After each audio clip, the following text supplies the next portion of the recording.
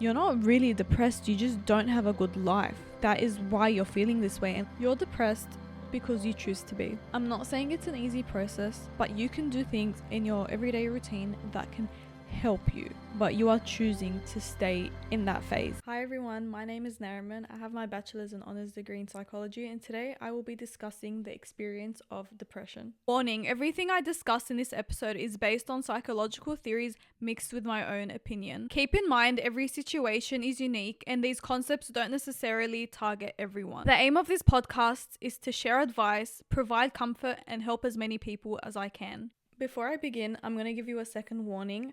I will be bringing up some sensitive topics around depression, so just be prepared, and if this might be triggering for you, just exit the video, or you can skip to the end and listen to the strategies that help battle depression. In the beginning of the episode, I will be discussing a lot of topics surrounding depression, but yes, at the end, you can go see what I have done in the past and what other people have done in the past that helps you deal with depression. I just woke up, so if I'm all over the place, that is why. I was meant to wake up today 8 a.m. and record this. It's currently 9:26 a.m. and I'm a bit behind schedule, but it's fine. I'm doing it. When you're tired, you can't really focus on what you're going to say, but I'm really trying here. I'm really trying here to let my brain process what I'm saying. Anyway, let's begin. What is depression? I wrote down a definition on my phone. I will read it out to you. Depression is a mental disorder that affects the way you feel, think, behave, and can cause unexplained pain in your body. The unexplained pain could be aches, headaches, sleep problems, and back pains. This is interesting because in my other episodes, I have mentioned the brain and body connection that we have. So if your brain is not doing okay, your body isn't doing okay either. So yeah, if you want to hear more about that, there is an episode about why do breakups hurt us. It is a different topic, but I do talk a lot about the brain and the body connection. Basically, it's an intense feeling of sadness and emptiness. I used to use the word numbness to explain the emptiness feeling. So if you feel numbness, emptiness, that is a sign of depression. And the thing is about depression, the symptoms or the signs, the sadness, needs to last for at least 2 weeks. So if you feel this for 3 days and then you're fine again, that's not depression. It has to be a long period of time. Like I said, at least for 2 weeks. This could go on for months, years. But yeah, the main thing is 2 weeks. It has to be 2 weeks and it has to have an impact on your everyday functioning. So for instance, if you stop going to school, you stop going to work, you stop going to dance lessons, you stop hanging out with friends, anything that used to bring you joy as well, like going to the gym. If you used to enjoy going to the gym and now you suddenly stopped and you have no interest in these activities, that is a sign that you might be depressed. For example, I used to train at the gym every day, but when I was going through this period in my life, I stopped going to the gym. And I didn't realize that was a sign. And I just stopped doing things that interested me because I was just not bothered. And I just didn't have the energy. And I just kept thinking, what's the point? A lot of negative thoughts around this topic. Also, everyone battles depression very differently. For example, some people have very severe cases where they don't even get out of bed in the morning. They just stay in bed. But there are other cases where you might be depressed and you're able to go to work, you're able to socialize with your friends, but you're really depressed. But then you compare it to the other person that doesn't even get up to shower. So yeah, it's different depending on the case. When I remember this girl, she posted on her story or Instagram, I don't know, and she was just talking about depression. And she was basically saying that unless you don't shower and unless you stay in your filth and unless you keep your room dirty and do nothing all day, you're not depressed. So the only way you're depressed is if you do what she just said, like don't shower, etc. But that's not true. And you shouldn't give misinformation because someone could literally get up in the morning, get ready, clean their room, have a bath and still be depressed. It looks on the outside that they're not. but they just keep it inside, and they are very good at hiding their emotions, and they probably are just not aware of it anyway, so they just go on with their usual day, but they feel depressed. So I just wanted to get that out of the way, because I remember her posting that, and it kind of annoyed me, because during that time as well I was depressed, and I got annoyed because she was saying that and then kind of dismissing everyone else's experience. But then again, she probably just wasn't aware of other symptoms of depression or other cases of depression. She only knows her own experience, and she's just talking from that. But I just wanted to clarify that everyone has different ways of coping with depression. But then again, I will be discussing now the symptoms of depression. What's it like to be depressed? I will be bringing up the proper symptoms in a second, but first I will be talking about my experience. I was going through depression at probably during high school, at the end of high school, kind of. I just remember feeling very empty, very sad all the time. I thought about death a lot. I thought about I had very negative thoughts, like, what's the point? I'm stupid, I'm a failure, I'm not worth anything, blah, blah, blah. Just everything negative. I just had like, the way I explain it was that I'm in this bubble and I'm looking outside and no one can see me. Like, I'm seeing everything around me, but no one can see what I'm dealing with inside my bubble. So being in a bubble, I felt lonely. I felt like an outsider. I felt like I didn't belong. I felt like I couldn't connect to anyone. And I just felt, I don't know why I use the word bubble, but to me it makes sense, because bubbles, you're still seeing everything around you, but you're not mentally there. There was several times where I went out with friends, family, and I was just sitting there, and like, I'm physically there, but I'm mentally not there at all. I would just think, I just want to go home. I'm sick of being here. If I was with friends, I'll think, do they even like me? I'm boring, blah, blah, blah. Just thinking the worst things about myself. The emptiness feeling, I wouldn't say the worst, but I do remember it the most, because I would literally just lie in bed for hours, not want to do anything. There were some days where I would stay in bed, do nothing all day. Like, I would have the worst sleeping pattern. I would go to sleep at like 5 a.m., 8 a.m., 9 a.m. and then I'd stay in bed. But what I remember was just constantly feeling bad about myself and hating the world and not understanding, why do I feel like this? Why do I feel depressed? Why do I hate everything? Why can't I just connect with someone? Like, what is wrong with me? I just kept thinking that I was the problem and I was broken. That was just my experience. You could relate to this. You could have a completely different experience, but that is what I went through. And it was a very tough time in my life, but I got out of it. So here are the symptoms from the DSM-5. If you don't know what the DSM-5 is, it's basically this book that psychologists use to diagnose people. So if they have a client and they see these symptoms and signs, they will go to the book, the DSM-5, look at the symptoms and work out which disorder they have.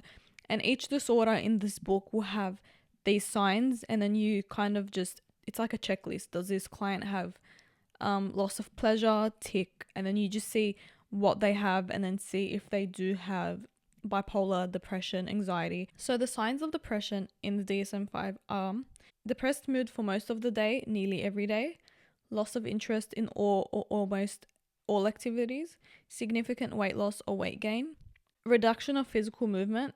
This is observed by others, so people will notice that you haven't moved much, you haven't gotten out of bed today. Number 5, fatigue or loss of energy nearly every day. Number 6, feelings of worthlessness, inappropriate guilt nearly every day. Diminished ability to think, concentrate, or indecisiveness. And the last sign is recurrent thoughts of death. The following things that I'm going to mention aren't in the DSM, but this has been found to relate to depressed people. So depressed people have catastrophic thinking.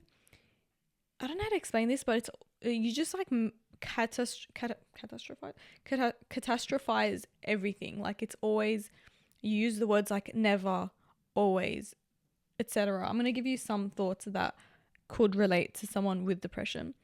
everything is my fault. The word everything is catastrophizing it. Like everything isn't your fault. You're just saying everything is, but it's not. There is no point in living. Again, the no point, like there's not a single point of living.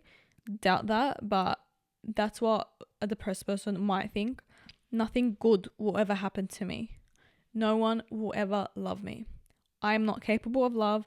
I am broken. Everything is negative, and it doesn't have to always be catastrophic thinking. It could just be negative thoughts. Now I will be talking about the misconceptions around depression. If I went through a breakup, am I depressed? I'm going to explain this because a lot of people after a traumatic event, after whatever, losing their partner or anything stress-worthy, anything traumatic, might feel depressed. And it's right after this event. This doesn't necessarily mean you have depression, because depression has to last for 2 weeks at least. And this could just be a phase. It could just be after an event that it just caused you to feel this way, this event. Oftentimes you hear people just saying, oh, I feel depressed, I feel sad after something bad happens to them, after they get bad marks on their test, after they don't get invited to a party, they say they feel depressed. But feeling sad and feeling depressed are completely different. Like I said at the beginning, it's an intense feeling of sadness. It's not just because you went through something traumatic doesn't mean you are depressed. You could just be going through grief, and the grieving process is normal. And if you compare grief and depression, there are some differences. So when you are depressed, most or all of the positive memories are decreased. But with grief, there is sadness, but you also remember the positive things about something. So when you are depressed, everything's negative. You lost a job, everything's negative. If you are grieving something, you might feel sad, but then you're also remembering the positive times of your workplace. So there is still a balance. Like you are sad, but you're also remembering the positive things. When you're depressed, it's just black. It's just grey. There's no positivity out there. And also, depression causes low self-esteem and feelings of worthlessness. But when you're grieving something, your self-esteem is maintained. You might be very sad, but you still have the confidence and self-esteem. With that being said, if you are going through grief, or it's not necessarily depression, this could be reactive depression. It's not diagnosable, it's not a disorder, but it is something that happens immediately after a traumatic event for a short period of time. This still requires therapy, because if you don't address this properly, you might actually get depression. It doesn't mean you will, but it might increase the risk of you getting depression if you don't manage these symptoms properly. If you just went through a breakup and you're noticing these symptoms, but your self-esteem is still maintained and you still have positive memories of that person, you should still try to address these issues just to be safe, and just because it doesn't turn into depression. I just want to say that this is not your fault. If you are going through depression, this is not your fault. Please get rid of the guilt. Get rid of the guilt I mentioned before, the inappropriate guilt that you think everything's your fault when it's not. It's not your fault. It's nothing to be ashamed of. A lot of people go through this. I went through this and I used to feel embarrassed about it. But honestly, I don't care anymore. I went through something that was hard and tough for me mentally. And if you're going through the same thing, don't feel ashamed or embarrassed. It's just how your brain processes things. With that being said, you have the choice to get out of this. It's not your fault, but you will have the tools to help yourself get out of this. Just because you have it, it doesn't mean that's it. That's the conclusion. You have depression and that's it. No, you can get out of this. I promise you. I was really in a bad mental state and I thought there was no way out. I would cry all the time. I would just feel numb. But I'm telling you right now, like, I no longer have depression. I feel better about myself, and I'm sure you can too. You just need to make the choice to help yourself. And I really hope you do. Just take that extra step, even if it's something so small, it could make the biggest difference. You're depressed because you choose to be. I'm not saying it's an easy process. I'm not saying that you can just wash your face and the depression is gone. But you can do things in your life, in your everyday routine that can help you. For example, exercise. That could help. There's a lot of studies talking about exercise and how it affects your mental health. So even that could just help you battle depression. It sounds harsh, but I think it's true. If you have depression, you didn't choose to have depression, but you are choosing to stay in there, in that phase. And I'm not saying that it's easy. It is very, very difficult to take the steps, but it is possible. That is what I'm trying to say. It is very possible for you to get yourself out of this situation. It might be very difficult. It might take months. It might take even years, but it is possible, and it is all up to you. I just remembered something my lecturer once told me told the class in university. I don't remember exactly what he said, but he did say that he had this patient that was claiming to be very depressed, and he was just trying to explain that this patient didn't have friends, didn't have a job, didn't have goals, didn't have a future, just didn't have anything to be happy about. And then he was just trying to say that you're not really depressed, you just don't have a good life. That is why you're feeling this way. And he was just trying to say as well, that's not really depression because you don't really have anything to be happy about. You don't have friends to see. You don't have goals to pursue. You don't have a job. You don't have X, Y, and Z. So why would you be happy? If you want to feel happy, maybe it's not even depression that you have. Maybe you just don't have a good life. Maybe you just don't have a good support system. Maybe you just have a very shitty family. And lucky for you, you can change that. You can start making friends. You can start going to the gym. You can start doing classes with people. You can start applying for jobs. And once you have these things can make you confident. These things can improve your self-esteem. And then what happens is you could no longer feel sad. You could not even have depression. You might feel depressed, but you might not even be depressed. You just don't have a reason to be happy. And this is good news because that means you can make things you can do things that make you happy. And if you're thinking, oh, I don't know what makes me happy, find something. Experiment. See what is out there that gives you joy.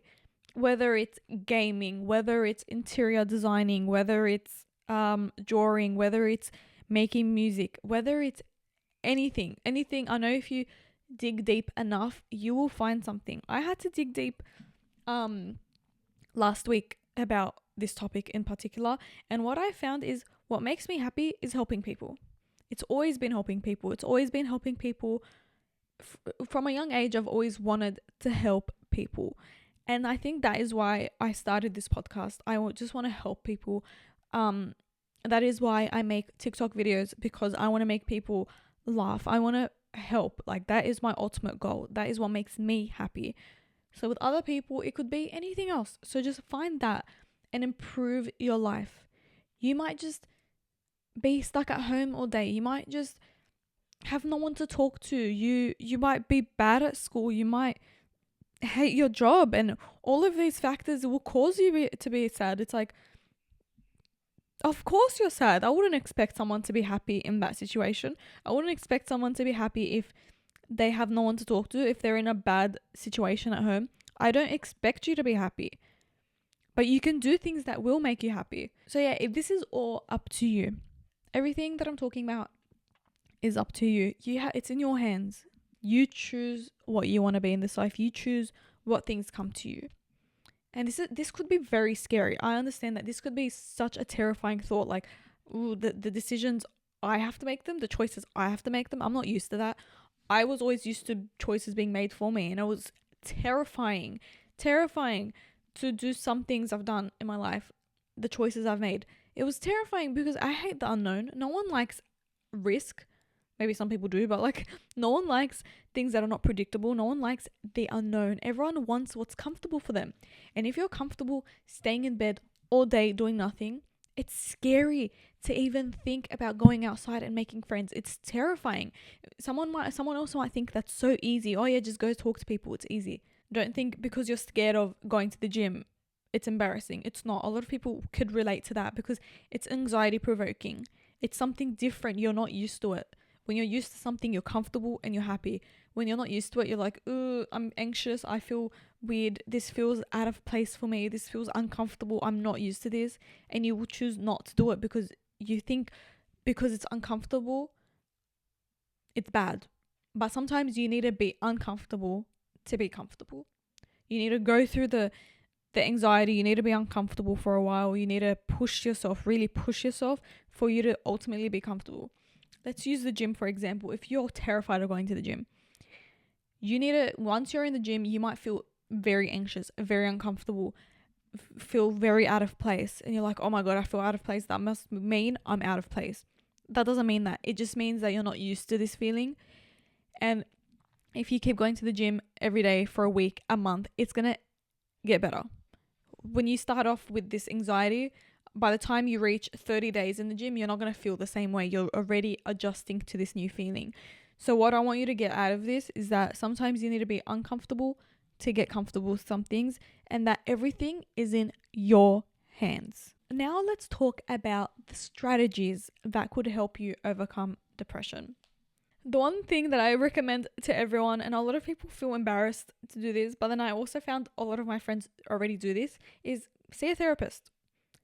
It's before I used to be so embarrassed to even talk about wanting to see a therapist. I was just so ashamed to admit that maybe I want to talk to someone. Whereas now I'm like, yeah, I'm in therapy. Like I'm so normal about it. Even with my friends, I remember I was hanging out with my friends and I was like, oh, are you in therapy? I don't know who asked, but like someone asked, are you in therapy? And then we were all like, oh my God, same. And like, we just like started bonding like, oh, how's your therapist? Like, what's going on? We started making jokes about it. And it just became this normal thing being in therapy. And I think that's just so cool. I think that's so cool because people are always embarrassed to go to therapy. But I think if you make it normal, people won't treat you differently, because if you show that you don't care that you're in therapy and that you're so happy about it, no one's going to make fun of you, because someone with true strength is able to go through the mud, see what they've been through, try to really improve their self. And that is such a mentally draining process. I know I'm talking about it like badly, but it's not. Like, it is mentally draining and it's confronting and it's uncomfortable. But then it feels better at the end of the day because you solve all of these suppressed emotions and thoughts that you never even knew you had. You can go, if you're in high school, there are school counselors.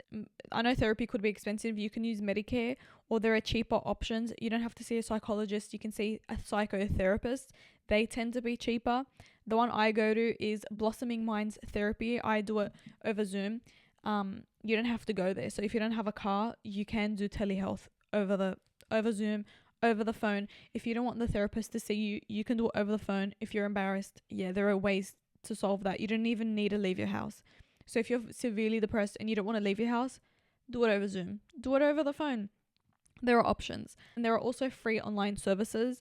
I will have the numbers down below in my description, and I will also have them on the page. You can call them, you can chat with them. Honestly, I'm not gonna lie, my first therapy session, I was very uncomfortable. I was like, oh my God, this person's gonna judge me, they're gonna think I'm weird and whatever. But I'm like, this person's a stranger. This is their job. You need to remind yourself that this is their job. They studied in uni, they had experience just so they can help people. If they're really gonna judge you, they wouldn't choose this profession. They wouldn't choose to listen to people for hours every single day. They wouldn't choose that unless they really wanted to. Journaling. I used to journal a lot. Journaling is a really good way to get your thoughts out, because it might feel very intense in your brain, all of these thoughts, all of these emotions, but once you put them on paper, you might feel better. You might not even feel 100% better, but you might feel a little bit better. You might go from a 10 to an 8 out of 10 for sadness, and that 2-point difference might make a big difference. Or you might feel even down to a 2 out of 10 for sadness. So journaling, when you can, you don't really need to make it a daily thing. It is better to make it a habit. if you can, but for me personally, I used to only journal when I was very, very, very, very upset, which was, I don't know how often, but like that's when I would journal. I wouldn't do it every single day.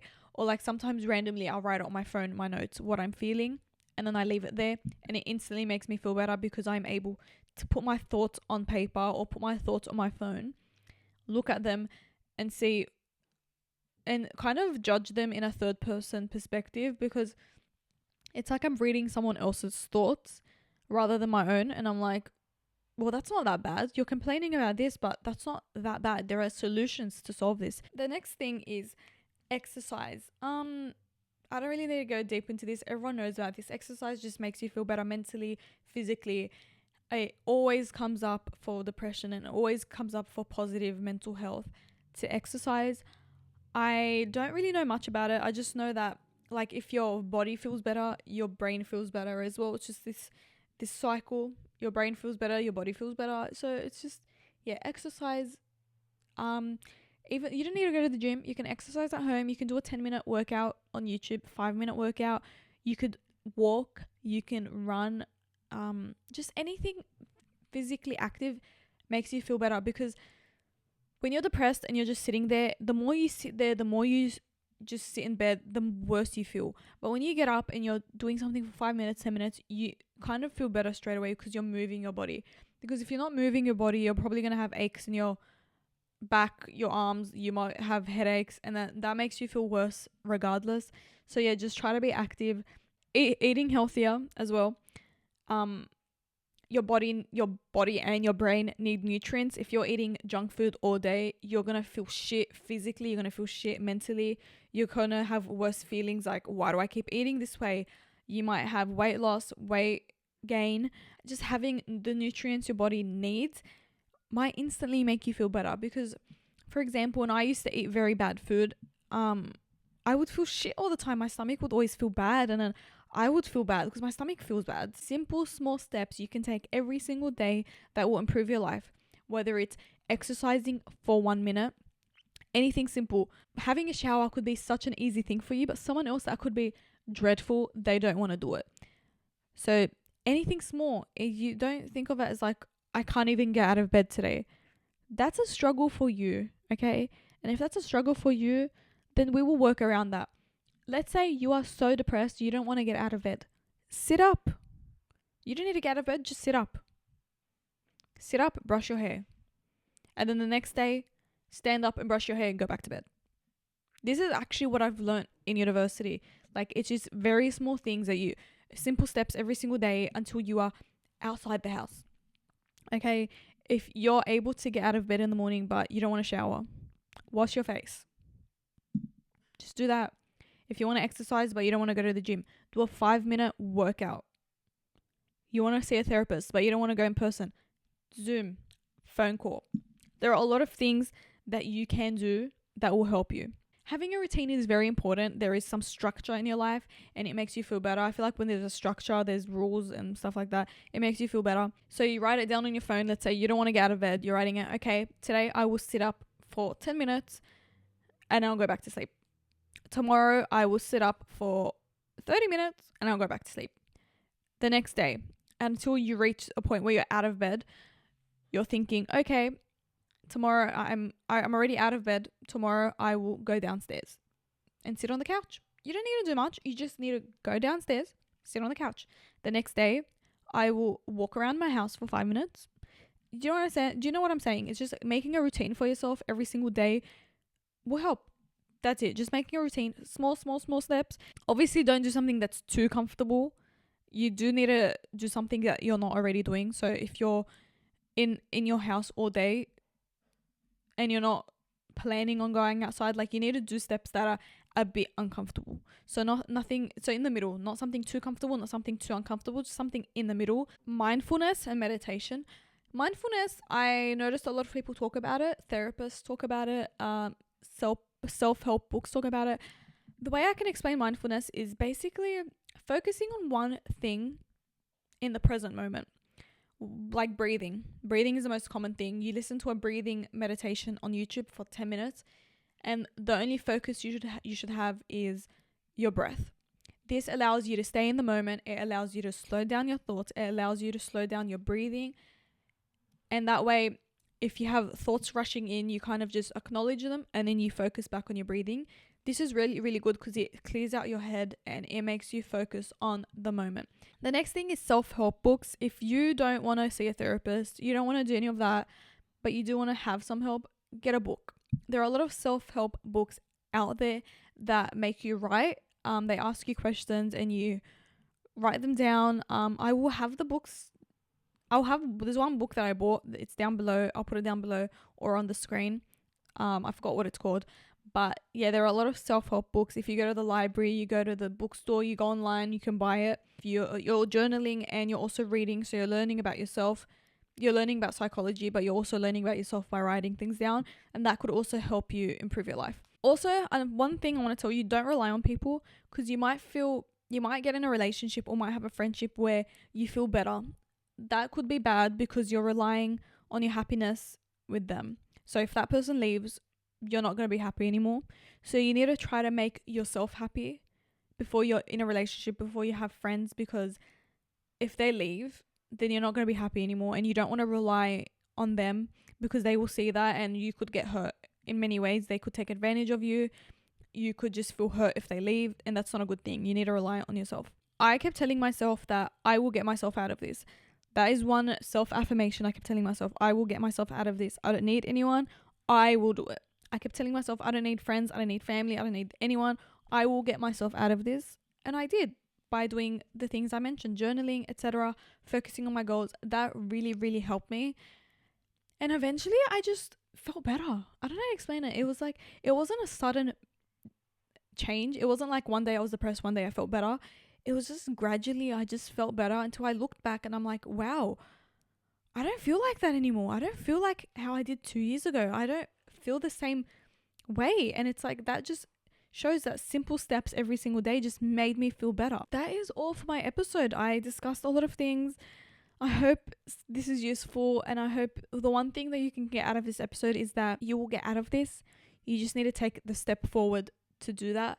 And if you take the step, I'm so proud of you. If you like this episode, please like, comment, subscribe to my YouTube channel. If you're listening to this on Spotify, please rate it. I'm going to try to post more podcasts frequently. And yeah, I will speak to you guys on my next episode. Bye. Why did I do that? Bye.